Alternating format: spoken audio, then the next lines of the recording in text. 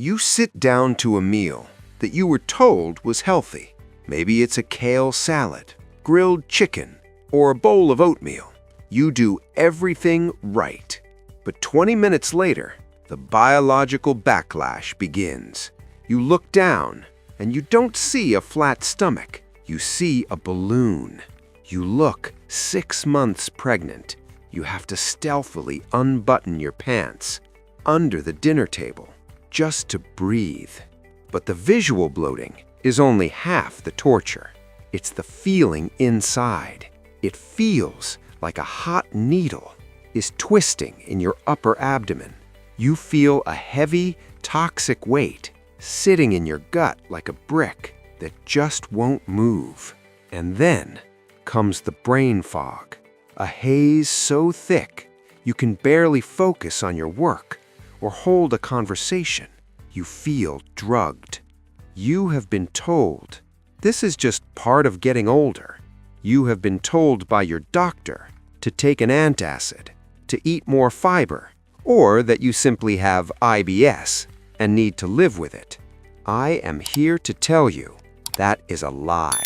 That bloating isn't fat. It isn't just trapped gas. It is a visible, flashing red light on your dashboard, telling you that the operating system of your gut has completely crashed. Here is the shocking reality that most nutritionists miss. Your digestion is likely failing, not because of what you are eating, but because of physics. Right now, millions of people are eating clean, organic, expensive diets and are sicker than they have ever been. Why? Because you can put the highest quality, high-octane fuel into a Ferrari, but if the engine's timing belt is snapped, that fuel won't burn. It will just flood the engine, leak out, and destroy the mechanics. Your body is no different. You don't have a food problem. You have a logistics problem. You are putting food into a system that is offline. In the next 20 minutes, we are going to ignore the generic surface-level advice you've heard 1,000 times. We are not going to talk about drinking more water or chewing slowly. Instead, I am going to walk you through the 7 visible signals of system failure. These are the subtle clues your body is giving you right now, from the ridges on your fingernails to the specific timing of your burps.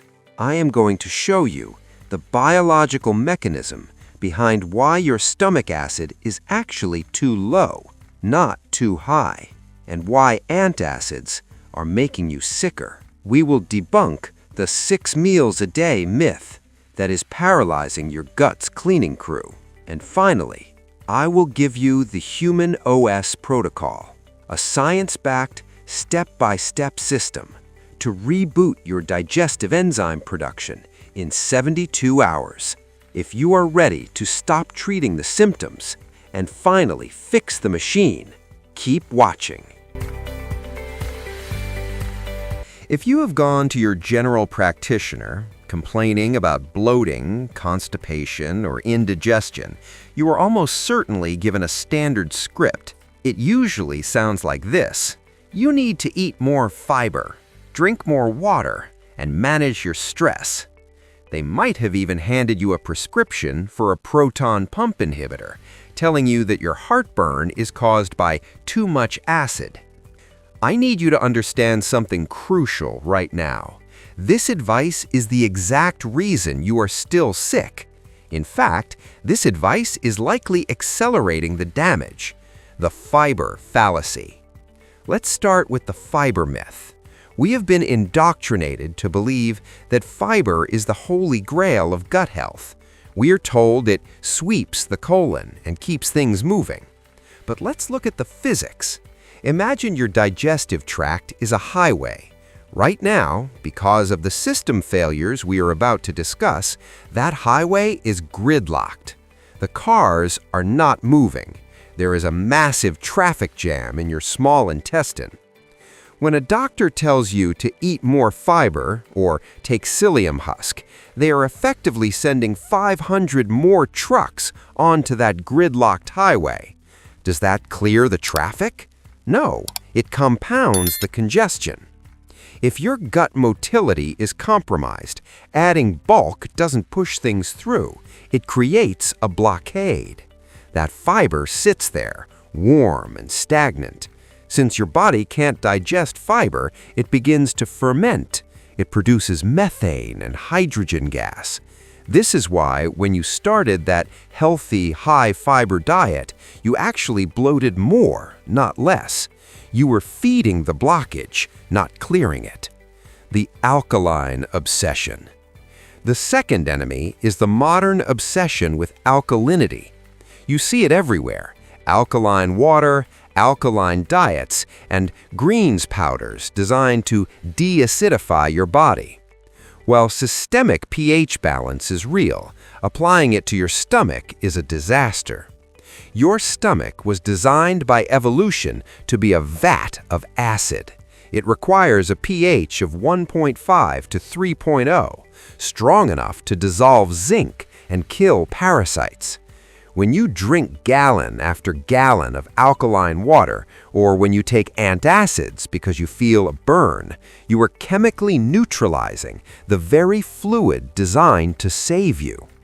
By raising the pH of your stomach, you stop the digestion of proteins. That steak you ate, it doesn't get broken down. It moves into your intestines in whole chunks, rotting and triggering inflammation. You are literally turning off your body's digestion in the name of health. The real enemy, the grazer mentality. Finally, we have the metabolism myth.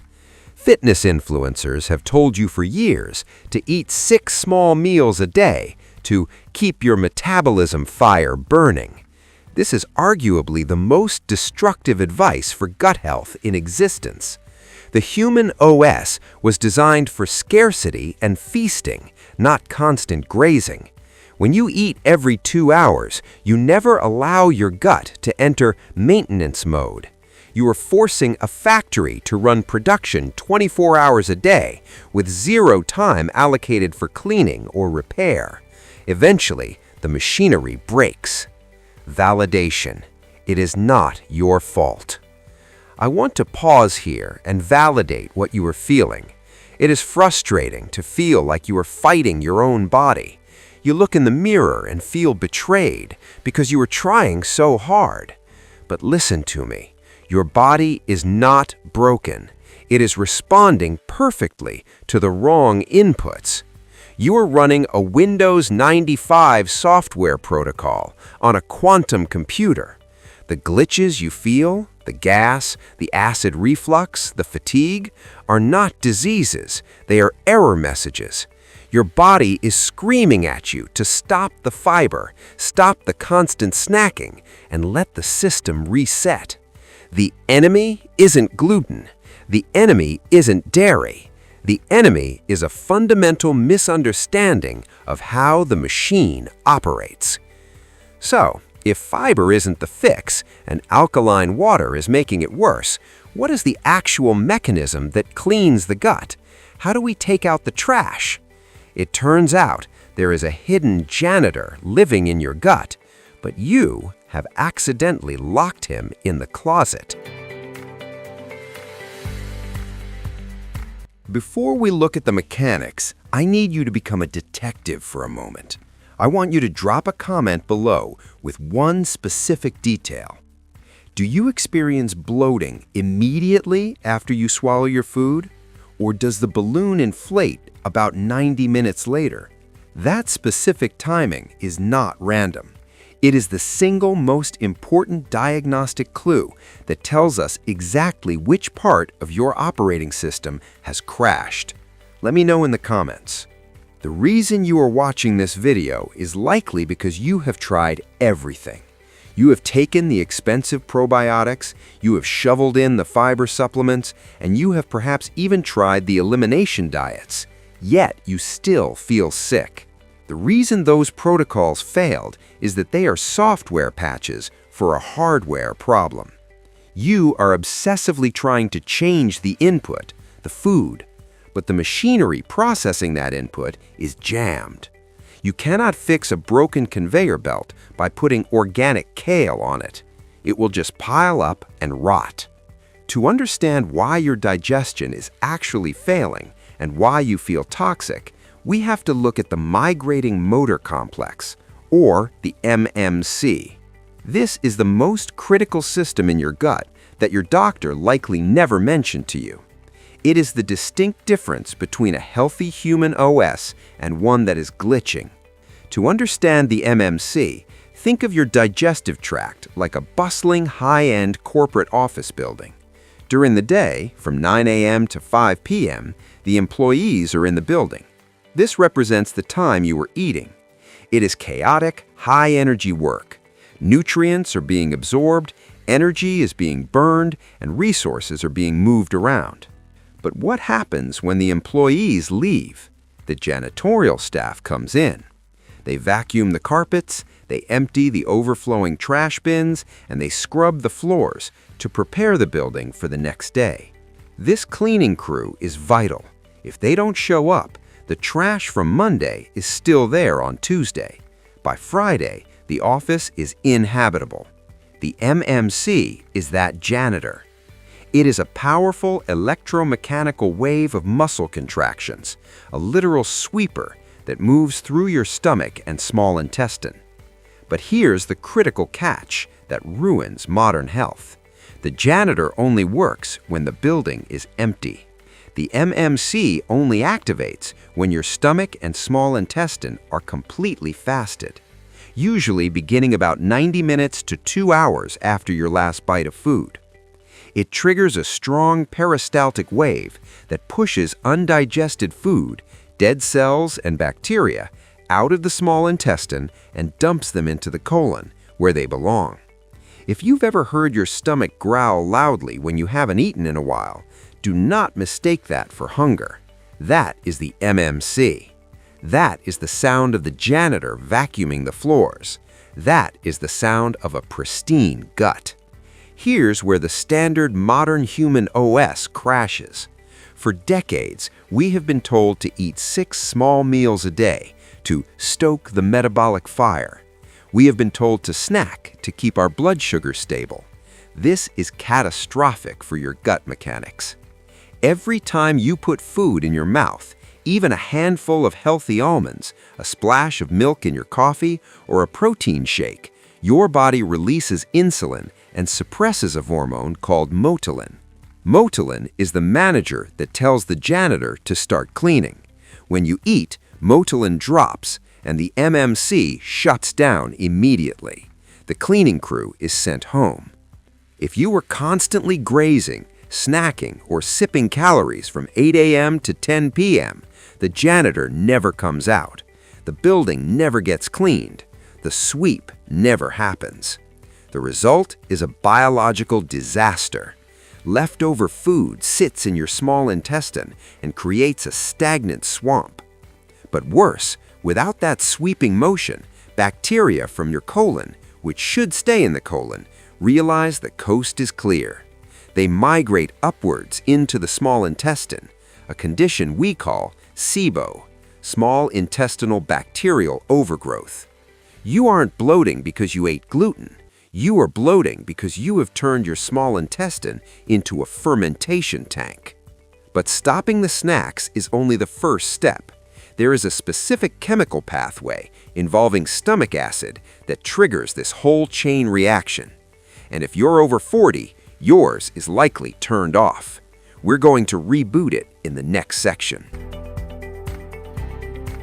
We have established that your janitor, the MMC, is on strike because of constant snacking. But that is only the mechanical side of the failure. Now we must look at the chemical failures. When you look under the hood of a failing digestive system, you rarely see just one broken part. You see a cascade of failures. We are going to break this down into 3 critical pathways that determine whether you absorb nutrients or whether you simply ferment food into gas and inflammation. The call to action. If you are tired of generic health advice, like eat more fiber, and want to understand the actual engineering of your body, click that subscribe button and the notification bell. We are building the ultimate manual for the human OS, and I don't want you to miss the protocol on liver function coming next week. Pathway 1. The Acid Fallacy. Let's look at the chemistry. The most dangerous myth in modern medicine is that indigestion and acid reflux are caused by too much stomach acid. This is physiologically backward. In a healthy human OS, your stomach needs to be a highly acidic environment. We're talking about a pH of 1 to 3. This is incredibly acidic, similar to battery acid. This acidity serves two critical functions. Number 1, sterilization.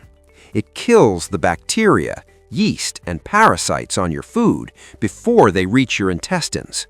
Number 2, valve control. This is the game changer.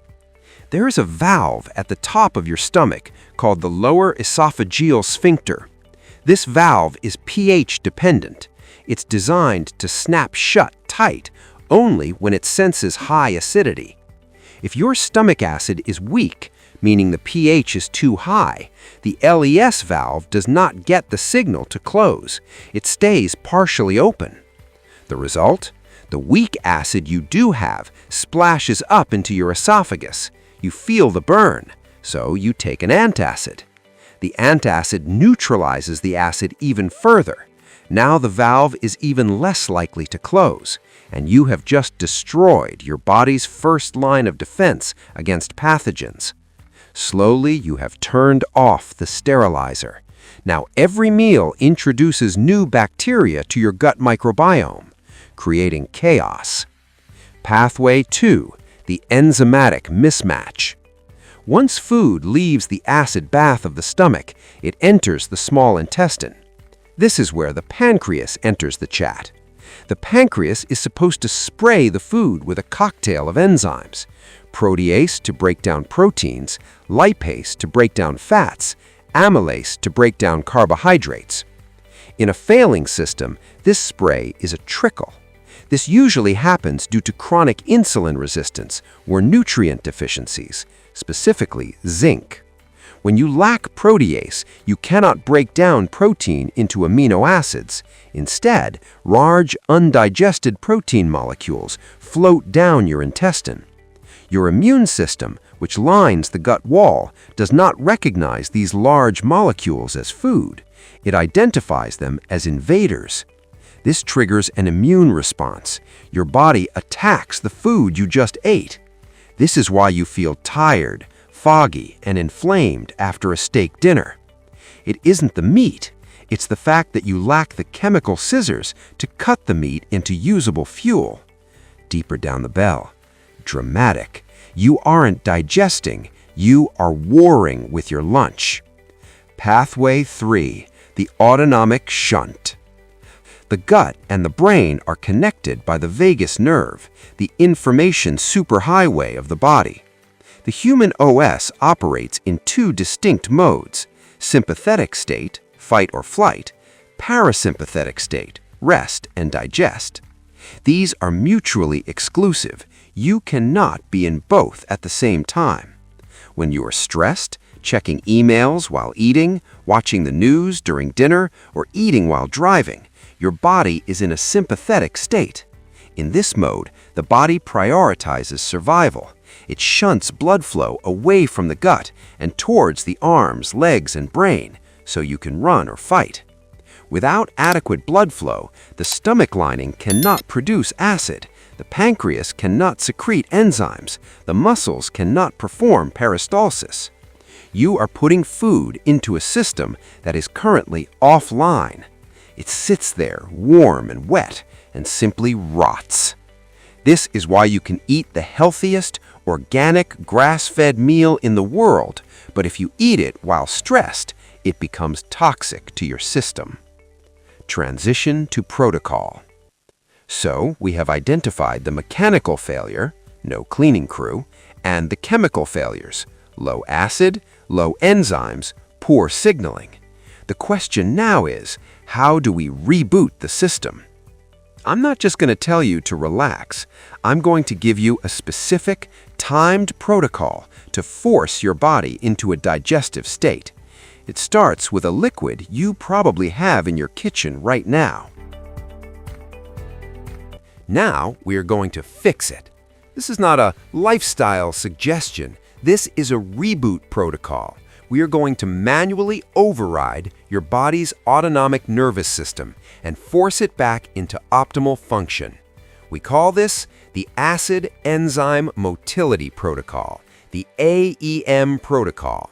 You are going to follow this for 72 hours. By the end of day 3, you will notice something strange. Silence. The gurgling, the bloating, and the heaviness will vanish. Phase 1. The chemical ignition. Acid support. We must reacidify the stomach to trigger the LES valve to close and to sterilize your food. The light version, apple cider vinegar. For most beginners, we start here. 15 minutes before every main meal, mix 1 tablespoon of raw, unfiltered apple cider vinegar into a small glass of water. Drink it through a straw to protect your tooth enamel. The acetic acid mimics your natural stomach acid, lowering the pH of the stomach just enough to prime the pump. The advanced version, the Betaine HCl challenge. If ACV does nothing for you, your stomach is likely in a state of hypochlorhydria, critically low acid. You need the heavy artillery, betaine hydrochloride with pepsin.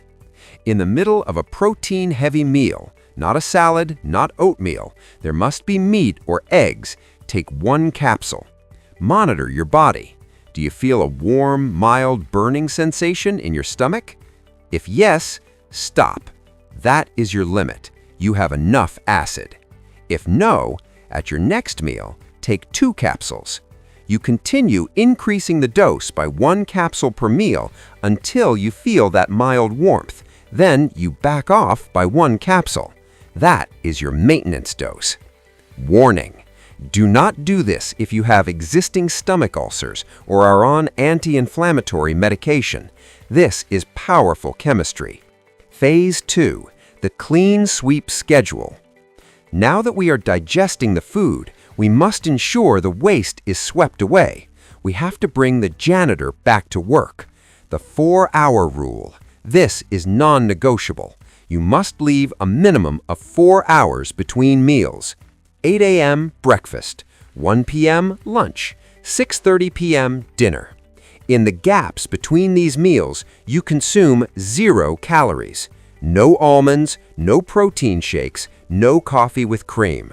Water, black coffee, or herbal tea only. Why? Remember the MMC.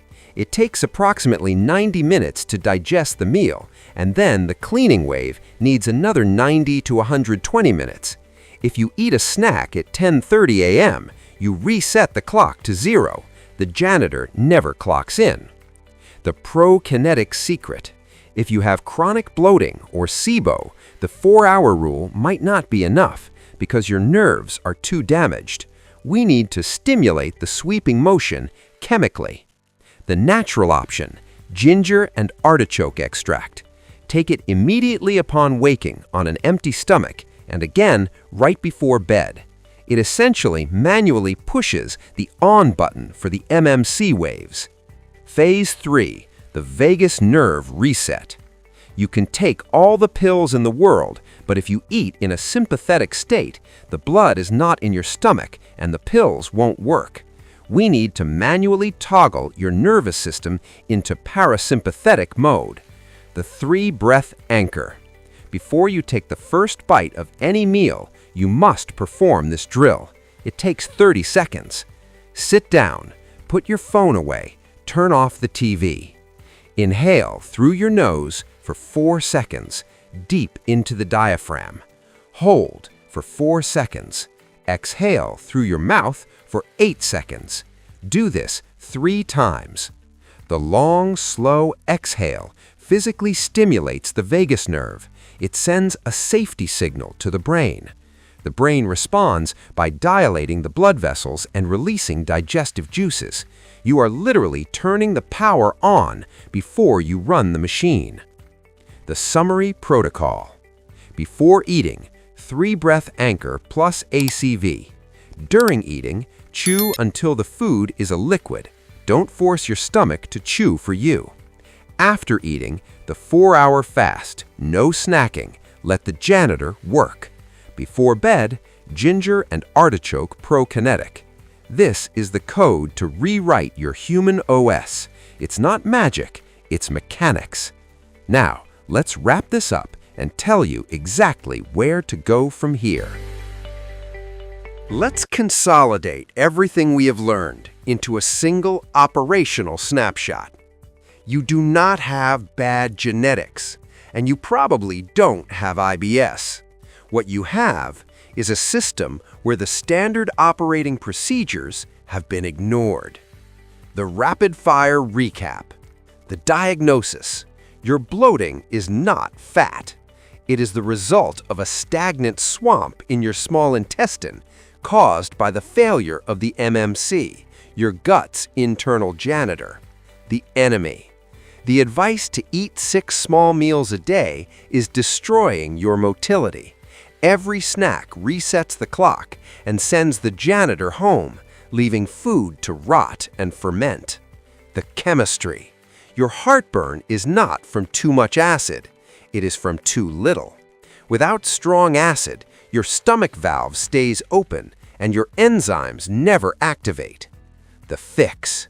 You are going to implement the AEM Protocol. You will acidify your stomach, you will space your meals 4 hours apart to activate motility, and you will use the 3-breath anchor to switch your nervous system online. The final perspective. Stop looking for the perfect superfood to save you. There is no magic pill that fixes a broken machine. You have to fix the mechanics first. When you treat your body like the high-performance biological machine it is, the symptoms don't just get managed, they disappear. The next step, the liver hook. Now, if your digestion has been failing for years, there is a secondary casualty we haven't discussed yet. All those toxins that were leaking through your gut wall didn't just vanish, they went straight to your body's filter, the liver.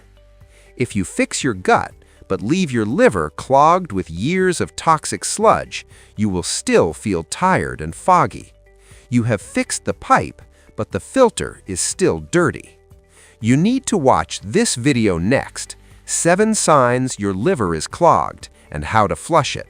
It is the part 2 to this video.